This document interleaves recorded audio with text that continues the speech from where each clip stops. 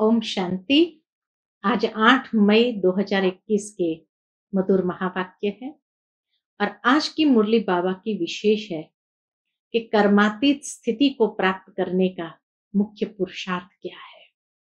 ऐसा कौन सा वायदा हमें अपने आप से करना है, किन बातों से संभाल रखनी है। बाबा ने कहा, बाबा ने बच्चों को कर्म अकर्म विकर्म की गुह्य गति समझाई है। उसको जानते हुए अब विकर्मा जीत बनने का पुरुषार्थ करना है, तभी कर्मातीत बन सकेंगे। साथ ही साथ बाबा ने कहा, अभी तीनों कालों को आप सहजता से जान गए हो, त्रिकालदर्शी हो, तो माया को पहले से ही परखना है और कर्मेंद्रिय जीत बनना है। कलयुग के अंदर ये कर्मेंद्रियां ही बहुत चंचल है, धोखे में ले आती है। इसीलिए बाबा कहे अनेक प्रकार के सूक्ष्म विकर्म हो जाते हैं। बाबा ने वो सूक्ष्म धारणाओं की बात भी पक्की कराई है और यही वायदा स्वयं से करना है कि अभी कोई भी कर्मेंद्रियां चंचलता में आकर के हमें धोखा न दे। सुनते हैं बाबा के मधुर महावाक्य। ओम शांति। मीठे बच्चे, अपने आप से पूछो कि मैं कर्मेंद्रिय जीत बना हूं। कोई भी कर्मेंद्रिय मुझे धोखा तो नहीं देती है। प्रश्न है, कर्मातीत बनने के लिए तुम बच्चों को अपने आप से कौन सा वायदा करना है?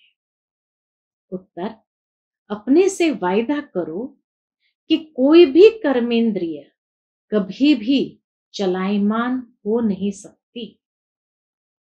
मुझे अपनी कर्मेंद्रियां वश में करनी है। बाबा ने जो भी डायरेक्शन दिए हैं उन्हें अमल में लाना ही है। बाबा कहे, मीठे बच्चे, कर्मातीत बनना है तो कोई भी कर्मेंद्रिय से विकर्म मत करो। माया बड़ी प्रबल है, आंखें धोखेबाज है, इसलिए अपनी संभाल करो। ओम शांति। बच्चे, आत्म अभिमानी होकर बैठे हो? अपने आप से पूछो। हर एक बात अपने आप से पूछनी पड़ती है। बाप युक्ति बताते हैं कि अपने से पूछो, आत्म अभिमानी हो बैठे हैं? बाप को याद करते हैं, क्योंकि यह है तुम्हारी रूहानी सेना। उस सेना में तो हमेशा जवान ही भर्ती होते हैं। इस सेना में जवान 14-15 वर्ष के भी है, तो 90 वर्ष के बूढ़े भी है, तो छोटे बच्चे भी है। यह सेना है माया पर जीत पाने के लिए। हर एक को माया पर जीत पहन बाप से बेहद का वर्षा पाना है, क्योंकि माया बहुत दुस्तर है। बच्चे स्वयं भी जानते हैं कि माया बड़ी प्रबल है। हर एक कर्मेंद्रिय धोखा बहुत देती है। सबसे पहले जास्ती धोखा देने वाली कौन सी इंद्रिय है? आंखें ही सबसे जास्ती धोखा देती है। अपनी स्त्री होते भी, बाबा कहे, अपनी स्त्री होते हुए भी दूसरी कोई खूबसूरत देखेंगे तो झट वह खींचेगी। आंखें बड़ा धोखा देती है। दिल होती है उनको हाथ लगाए। बच्चों को समझाया जाता है, सदैव बुद्धि से यह समझो कि हम ब्रह्मा कुमार कुमारियां भाई बहन हैं। इसमें माया बहुत गुप्त धोखा देती है। इसलिए यह चार्ट में भी लिखना चाहिए कि आज सारे दिन में कौन कौन सी कर्मेंद्रिय ने हमको धोखा दिया। सबसे जास्ती दुश्मन है ये आंखें। तो ये लिखना चाहिए। फलानी को देखा, हमारी दृष्टि गई। सूरदास का भी मिसाल है ना, अपनी आंखें निकाल दी। अपनी जांच करेंगे तो आंखें धोखा जास्ती देती है। अपनी स्त्री को भी छोड़ कोई अच्छी देखी तो उस पर फिदा हो जाते हैं। कोई गायन में होशियार होंगी, श्रृंगार अच्छा होगा तो आंखें झट चलायमान हो जाएगी।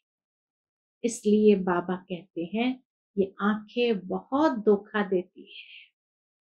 बल सर्विस भी करते हैं परंतु आंखें बहुत धोखा देती है। इस दुश्मन पर पूरी जांच रखनी है, नहीं तो समझो हम अपने पद को भ्रष्ट कर लेंगे। जो समझदार बच्चे हैं उनको अपने पास डायरी में नोट करना चाहिए। फलानी को देखा तो हमारी दृष्टि गई। फिर अपने को आपे ही सजा दो। भक्ति मार्ग में भी पूजा के टाइम बुद्धि और तरफ भागती है तो अपने को चुटी यानी चुटकी से काटते हैं। चुटकी देते ना, तो बाबा कहे चुटकी से काटते हैं। तो जब ऐसी कोई स्त्री आदि सामने आती है तो किनारा कर लेना चाहिए। विधि बताई बाबा ने कि कैसे अपनी आंखों के ऊपर इस कर्मेंद्रिय की चंचलता के ऊपर विजयी हो सकते हैं। तो बाबा कहे जब ऐसी कोई स्त्री आदि सामने आती है तो किनारा कर लेना चाहिए। खड़े होकर देखना नहीं चाहिए, आंखें बहुत धोखा देने वाली है। इसलिए सन्यासी लोग आंखें बंद कर बैठते हैं।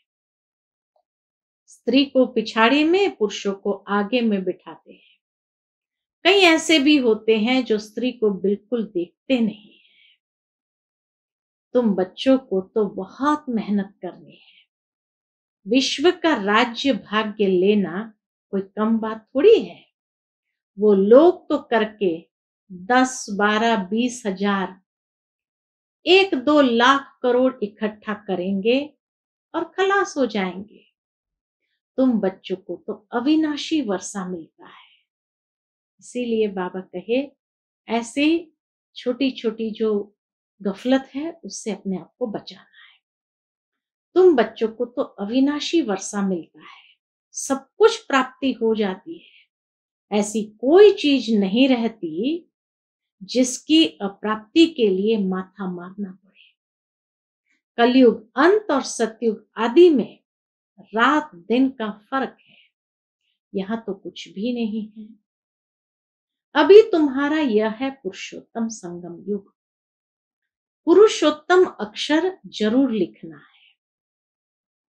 मनुष्य से देवता किए करत न लागी वार, कहते हैं ना। तुम अभी ब्राह्मण बने हो, मनुष्य तो बिल्कुल घोर अंधियारे में है। बहुत है जो स्वर्ग को देख न सके। बाप कहते हैं बच्चे तुम्हारा धर्म बहुत सुख देने वाला है। मनुष्य को थोड़ी कुछ पता है। भारतवासी भी भूल गए हैं कि हेवन क्या चीज है। क्रिश्चियन लोग भी खुद कहते हैं हेवन था। इन लक्ष्मी नारायण को गॉड गॉडेस कहते हैं ना, तो जरूर गॉड ही ऐसा बनाएगा। तो बाप समझाते हैं मेहनत बहुत करनी है। रोज अपना पोता मिल देखो, कौन सी कर्मेंद्रिय ने हमको धोखा दिया। मुख भी बहुत धोखा देता है। आंखों के ऊपर तो आ गया सारा विस्तार से बाबा ने आज हमारा अटेंशन खिंचवाया। अब बाबा कहे मुख भी बहुत धोखा देता है। आगे कचहरी होती थी, सब अपनी भूल बताते थे। हमने फलानी चीज छिपाकर खा ली। अच्छे अच्छे बड़े घर की बच्चियां बतला देती थी। अच्छे अच्छे बड़े घर की बच्चियां बतला देती है। ऐसे ऐसे माया वार करती है। छिपाकर खाना भी चोरी है, सो भी शिव बाबा के यज्ञ की चोरी। यह तो बहुत खराब है। कख का चोर सो लख का चोर। माया एकदम नाक से पकड़ती है। ये आदत बहुत बुरी है। बुरी आदत होगी तो हम क्या बनेंगे? स्वर्ग में जाना कोई बड़ी बात नहीं है, परंतु उसमें फिर मर्तबा भी तो है ना। स्वर्ग में तो चले जाएंगे बाबा के बने, निश्चय बुद्धि है तो, लेकिन वहां जाकर साधारण पद की प्राप्ति और अच्छे मर्तबे को पाना, इसमें ही तो मेहनत है। कहाँ राजा कहाँ प्रजा, कितना फर्क है। तो कर्मेंद्रियां भी बहुत धोखा देने वाली है, उनकी संभाल करना चाहिए। ऊंच पद पाना है तो बाप के डायरेक्शन पर पूरा चलना है। बाप डायरेक्शन देंगे, माया फिर बीच में आकर विघ्न डालेंगे। बाबा सावधान करते हैं और माया बीच में ही विघ्न डाल देती है। तो माया फिर बीच में आकर विघ्न डालेगी।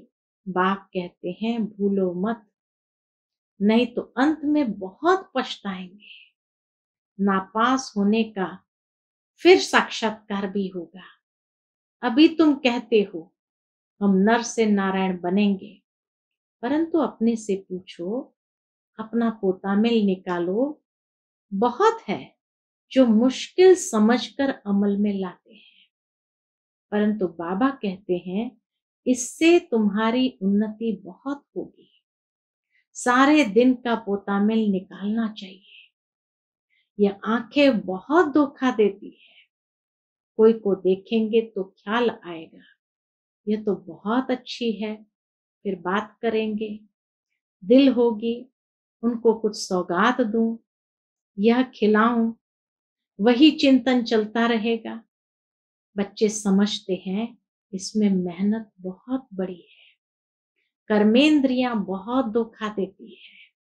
रावण राज्य है ना, बाप कहते हैं वहां चिंता की कोई बात नहीं होती है, क्योंकि रावण राज्य ही नहीं, चिंता की बात ही नहीं।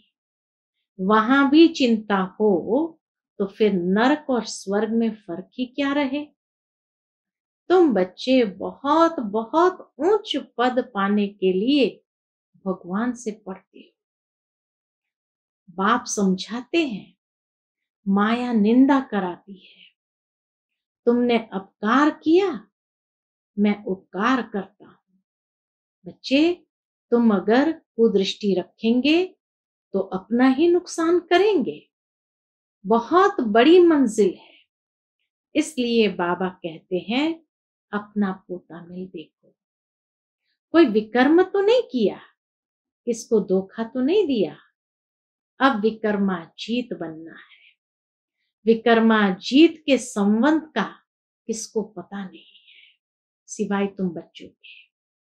बाप ने समझाया है विकर्माजीत को 5000 वर्ष हुए। विकर्माजीत को 5000 वर्ष हुए। फिर विकर्म करते हैं तो वाम मार्ग में आ जाते हैं, वापस से विकर्म करते हुए वाम मार्ग में आ जाते हैं। कर्म अकर्म विकर्म अक्षर तो है ना। माया के राज्य में मनुष्य जो भी कर्म करते हैं वह विकर्म ही बनता है। सतयुग में विकार होते नहीं, तो विकर्म भी कोई बनता नहीं। विकार ही नहीं तो विकर्म भी कोई बनता नहीं। यह भी तुम जानते हो, क्योंकि तुमको ज्ञान का तीसरा नेत्र मिला है। तुम त्रिनेत्री बने हो, तो त्रिकालदर्शी त्रिनेत्री बनाने वाला है बाप। तुम आस्तिक बने हो तब त्रिकालदर्शी बने। पहले तो आस्तिक बने, अर्थात बाप जो है जैसा है वैसे उसको समझा, तब फिर त्रिकालदर्शी बने हो। सारे ड्रामा का राज बुद्धि में है। मूल वतन, सूक्ष्म वतन, स्थूल वतन, 84 का चक्र, फिर और धर्म वृद्धि को पाते हैं। वह कोई सदगति नहीं कर सकते, उनको गुरु भी नहीं कह सकते हैं। सर्व की सदगति करने वाला एक ही बाप है। अभी सबकी सदगति होनी है। वह धर्म स्थापक कहे जाते हैं, गुरु नहीं। धर्म स्थापक धर्म स्थापन करने के निमित्त बने हैं, बाकी सदगति थोड़ी करते हैं। वो तो ऊपर से नीचे आत्माओं को लाने के निमित्त बने हैं, ले जाने के लिए निमित्त नहीं है। उनको याद करने से कोई सदगति नहीं हो सकती, विकर्म विनाश नहीं हो सकती, वह सब है भक्ति। तो बाप समझाते हैं माया बड़ी दुस्तर है, इस पर ही लड़ाई होती है। तुम हो शिव शक्ति पांडव सेना, तुम सब पंडे हो, शांति धाम सुखधाम का रास्ता बताते हो। हम पंडे हैं, शांति धाम सुखधाम का रास्ता बताते हो। गाइड्स तुम हो, कहते हो बाप को याद करो तो विकर्म विनाश होंगे। और फिर दूसरे तरफ अगर कोई पाप कर्म करेंगे तो 100 गुना पाप लग जाएगा। जितना हो सके कोई विकर्म नहीं करना चाहिए। कर्मेंद्रियां धोखा बहुत देती है, बाप हर एक की चलन से समझ जाते हैं। बच्चों को माया के तूफान आते हैं, स्त्री पुरुष समझने से ही तूफान आते हैं, स्त्री पुरुष समझने से ही तूफान आते हैं। तो इन आंखों पर कितना कब्जा यानी अधिकार रखना चाहिए।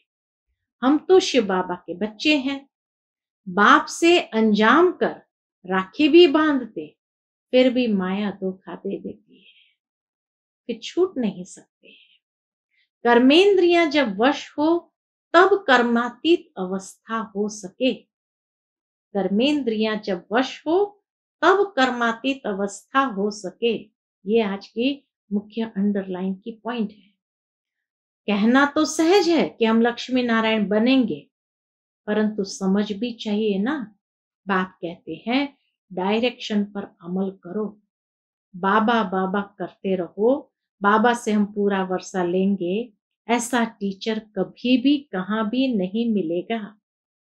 इन सब बातों को देवताएं भी नहीं जानते, तो पिछाड़ी के धर्म वाले फिर कैसे जान सकते हैं।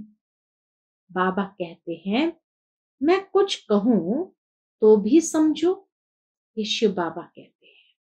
ब्रह्मा बाबा कहते हैं अगर मैं कुछ कहूं तो भी समझो, ये शिव बाबा कहते हैं। ऐसे मत समझो कि यह दादा कहते हैं। यह तो मेरा रथ है, यह क्या करता, तुम बच्चों को राजाई मैं देता। शिव बाबा कहते तुम बच्चों को राजाई मैं देता, यह रथ थोड़ी देता है, यह तो बिल्कुल बेगर है। यह भी बाबा से वर्षा लेता है, जैसे तुम पुरुषार्थ करते हो वैसे यह भी करता है। यह भी स्टूडेंट लाइफ में है। यह रथ लोन पर लिया हुआ है, तमो प्रधान है। तुम पूज्य देवता बनने के लिए, मनुष्य से देवता बनने के लिए पढ़ते हो। कोई की तकदीर में नहीं है तो कहते हैं मुझे तो संशय है। शिव बाबा कैसे आकर पढ़ाते हैं, तो माया कैसे सूक्ष्म में आती है, बुद्धि को हिला देती है। तो कहते मुझे तो संशय है। शिव बाबा कैसे आकर पढ़ाते हैं, मुझे तो समझ में नहीं आता है। बाप की याद बिगर विकर्म विनाश हो न सके, पूरी सजा खानी पड़ेगी। यह राजाई स्थापन हो रही है। राजाओं को कितनी दासियां होती है।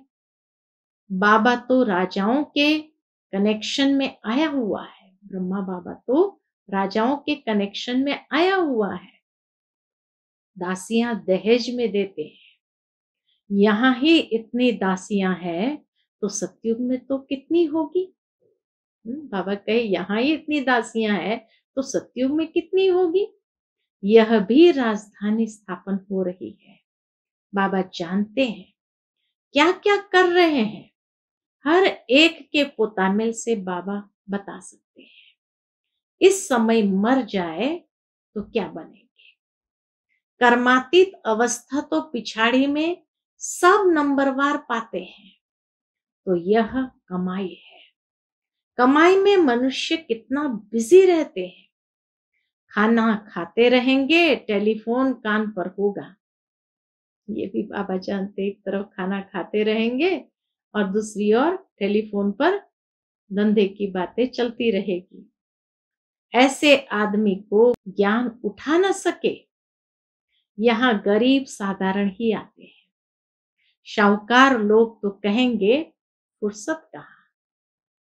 अरे सिर्फ बाप को याद करो तो विकर्म विनाश हो जाए। तो बाबा मीठे मीठे बच्चों को बार बार समझाते हैं।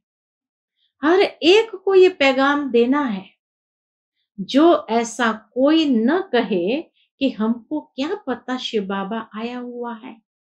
बस सारा दिन बाबा बाबा ही कहते रहो। कई बच्चियां बहुत याद करती हैं। शिव बाबा कहने से ही कई बच्चों को प्रेम के आंसू आ जाते हैं। कब जाकर मिलेंगे?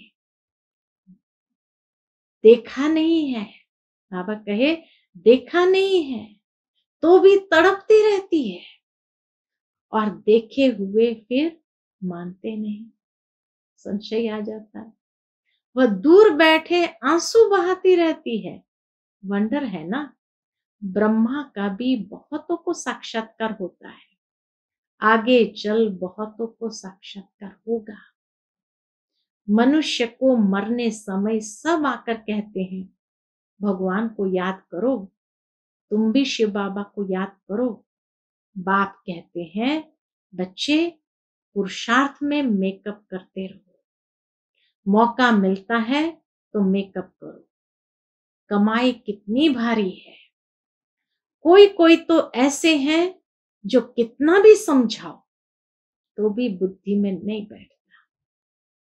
बाप कहते हैं ऐसे नहीं बनना है, अपना कल्याण करो, बाप की श्रीमत पर चलो। तुमको बाप पुरुषों में उत्तम बनाते हैं। यह है एम ऑब्जेक्ट। बाबा सर्विस के लिए कितनी युक्तियां बताते रहते हैं। संदेश तो सबको देना है, तो समझे यह तो बरोबर सच कहते हैं। इस लड़ाई से ही खास भारत में, आम सारे विश्व में सुख शांति होती है। ऐसे ऐसे पर्चे सभी भाषाओं में छपाने पड़े। भारत कितना बड़ा है, हर एक को पता होना चाहिए। जो ऐसे कोई न कहे कि हमको पता ही नहीं पड़ा, तुम कहेंगे अरे एरोप्लेन से पर्चे गिराए, अखबार में डाला, तुम जागे नहीं। यह भी दिखाया हुआ है। इतना कोशिश किया लेकिन ऐसी कुंभकर्ण की नींद, तो यह भी दिखाया है शास्त्र में कि कुंभकर्ण की नींद कैसी होती है, यह भी दिखाया हुआ है। अच्छा, मीठे मीठे सिकिलते बच्चों प्रति माता पिता बाप दादा का याद प्यार और गुड मॉर्निंग। रूहानी बाप की रूहानी बच्चों को नमस्ते। हम सब रूहानी बच्चों की रूहानी माता पिता बाप दादा को याद प्यार, गुड मॉर्निंग और नमस्ते नमस्ते। शुक्रिया बाबा, शुक्रिया।